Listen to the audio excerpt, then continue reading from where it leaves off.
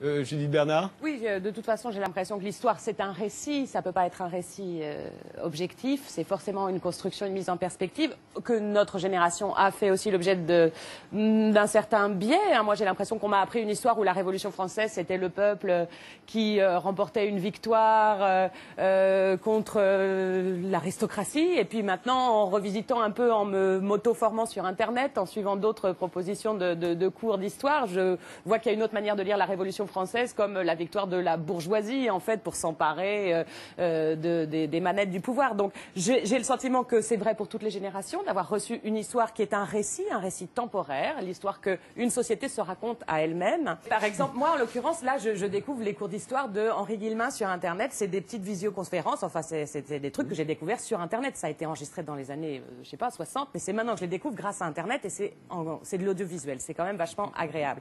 Et donc, je vois que je peux faire mon auto-formation sur Internet et donc mettre à distance ce que j'ai reçu dans les manuels scolaires qui étaient biaisés. Et ces manuels scolaires qui sont biaisés, chaque enseignant peut, dans le cadre de son cours, et je pense... C'est ce que dit Vincent Badré dans son livre. Le mettre à distance.